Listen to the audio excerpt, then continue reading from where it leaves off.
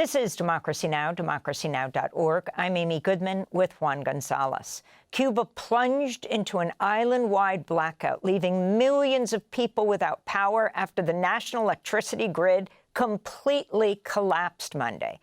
This was at least the third and the largest blackout to hit Cuba in just about 4 months, as the U.S. energy blockade has cut off the island from accessing desperately needed fuel. No oil shipments have reached Cuba in more than 3 months, according to the Cuban government, compounding a humanitarian crisis caused by decades of U.S. sanctions. Meanwhile, the New York Times reported Monday, Trump's negotiators told their Cuban counterparts during recent talks that Cuban President Miguel Diaz-Canel must be removed from power. President Trump spoke to reporters at the White House Monday.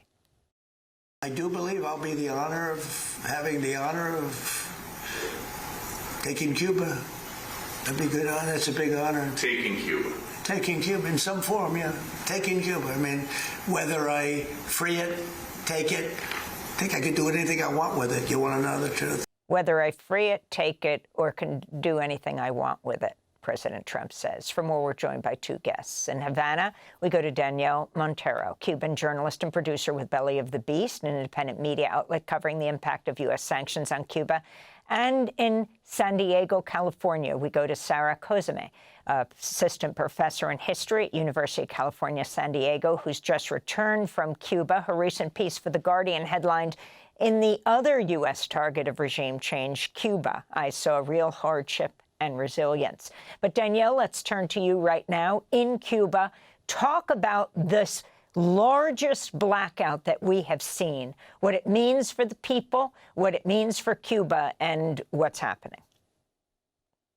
Yeah, thank you for having me. I mean, what's really heartbreaking about these latest blackouts that we have is that at this point, for our daily lives, it doesn't feel any, that much different from normal days. What I'm trying to say is because no fuel is coming in, I mean, blackouts have extended significantly over the past few months. Right now in Havana, which usually fares a lot better than the rest of the country, we're talking about, at least 12 hours a day. You go to the provinces, like, outside of the city where my family lives, they're getting by with 3, 4, 5 hours a day.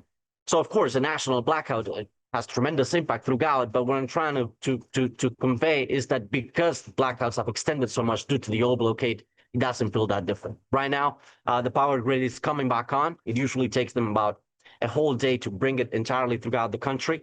And authorities have said that precisely because there's less fuel, it takes them longer to bring back the grid. And of course, the consequences of this, not just the national blackout, but the oil blockade as a whole, it's tremendous. I think for the first time in my life, the sanctions feel completely unavoidable. I think you cannot find someone in Cuba that's not being affected by the current state of affairs.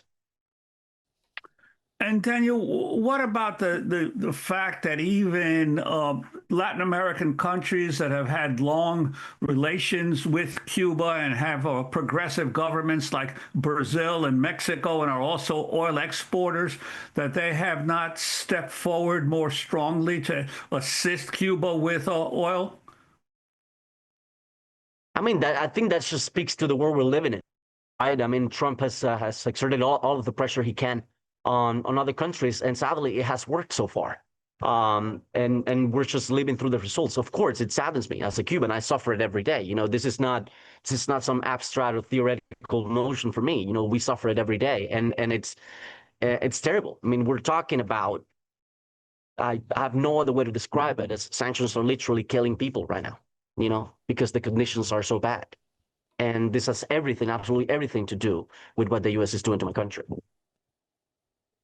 And how do you react to this announcement of the Cuban government that it will now be allowing Cuban Americans to own businesses and invest in the island? I think that is actually a news that was rather possibly received by people in Cuba. I mean, you have to understand that over the past 15 years, the country has been progressively opening up to investment coming from the outside and also from the inside of the country. So that is actually something that that didn't necessarily surprise anyone listening to the news, and that most people have no problem with.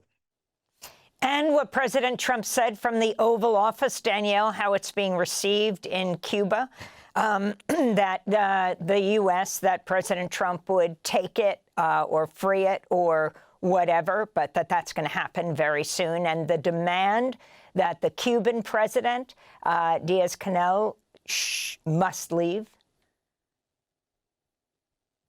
It is absolutely outrageous. I mean, we're talking about the idea of a negotiation or a talk between two countries cannot start with the premise of one of the parties stepping out. So if the goal was to actually come to an agreement and to actually improve the lives of the Cuban people, then that would not be the premise. But of course, this does not surprise us. We understand what this oil embargo means and what it has always met, what sanctions have always met. This is regime change through starvation. That is what they're trying to do. And right now with the oil blockade, conditions are worse than they ever have been. So, you know, as a Cuban, as someone living here, all of my family is here, it is absolutely outrageous to listen to, you know, Donald Trump and the administration in the United States saying that they're trying to help Cuba, they're trying to liberate Cuba, because they don't articulate the price that they're asking people to pay. Sure, they're saying that they want freedom, they want democracy, they talk about all of these good things that are going to bring to the Cuban people, but they should really articulate the means to get there. The means to get there is the Cuban people suffering, is the Cuban people dying.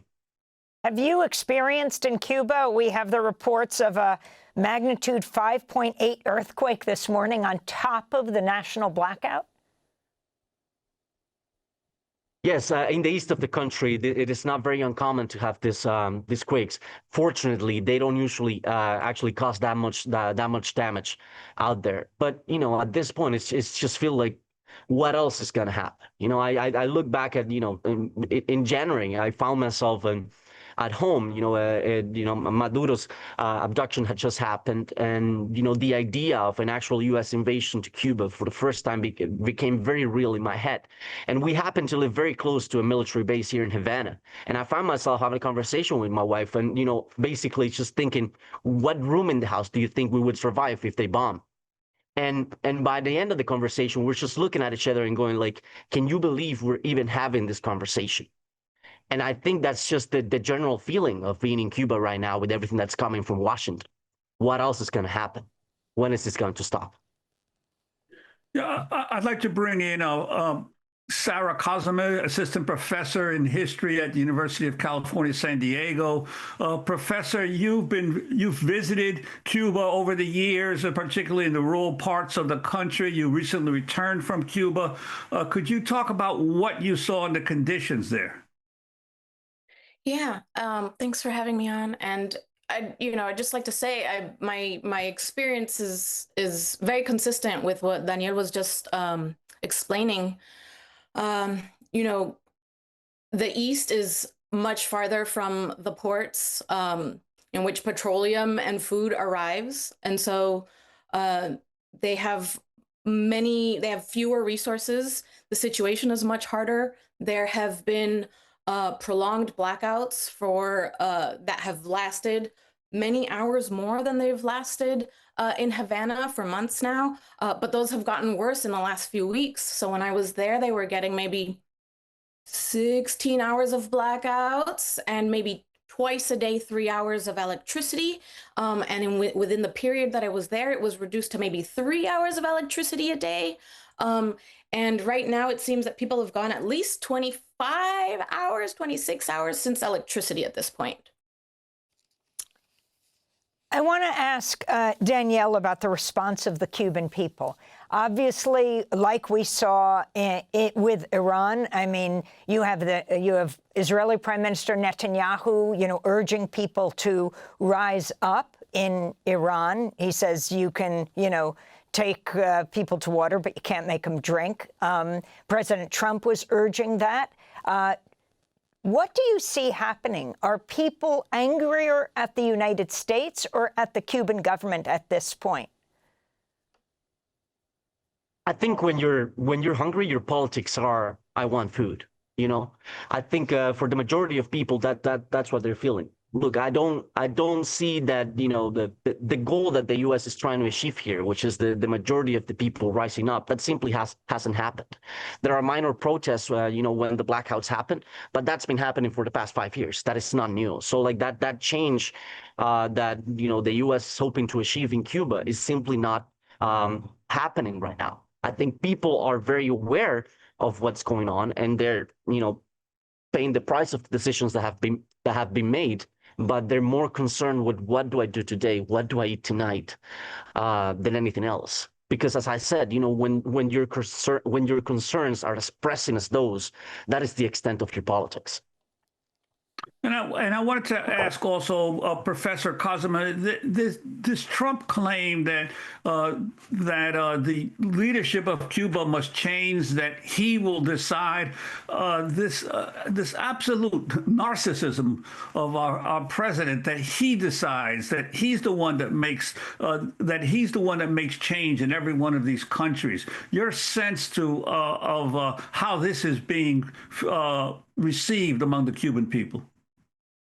Yeah, I mean, so I think it's not being received well. When I was there just a few weeks ago, I spoke to many people and I asked them straight up, like, what do you want to happen? What would you like to see? And even people who have, who were vocal critics of the political system, and some who were less vocal critics of the political system, nobody agreed with what Trump was doing. None of them. And so I think, Cubans are a highly educated population. They have access to the news. They understand the maneuvers. They understand the tactics. And I think right now they're feeling really blindsided. They just, it was confirmed on Friday that that the government is in negotiations with the United States. And so the process of sort of like understanding and processing that was just beginning on Monday, yesterday, when this announcement happened. And I think, multiple people told me with outright anger in their voices that they wouldn't allow something like this, that they would fight back.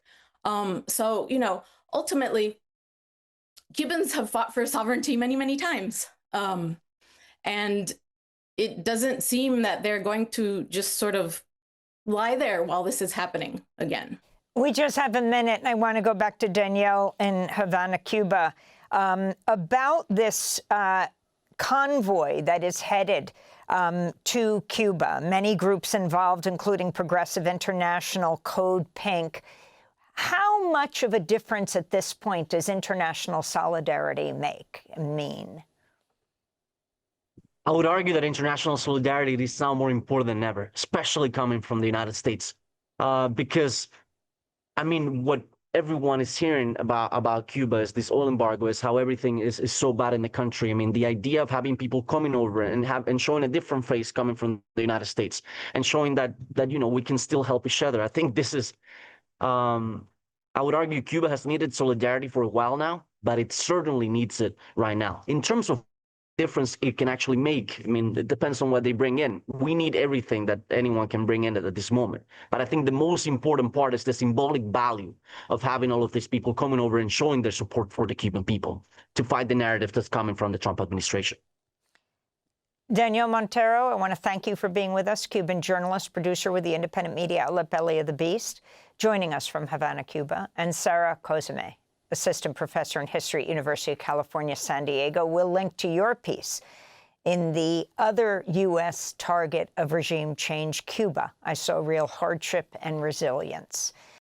Thanks for watching Democracy Now! On YouTube. Subscribe to the channel and turn on notifications to make sure you never miss a video. And for more of our audience-supported journalism, go to democracynow.org, where you can download our news app, sign up for our newsletter, subscribe to the daily podcast, and so much more.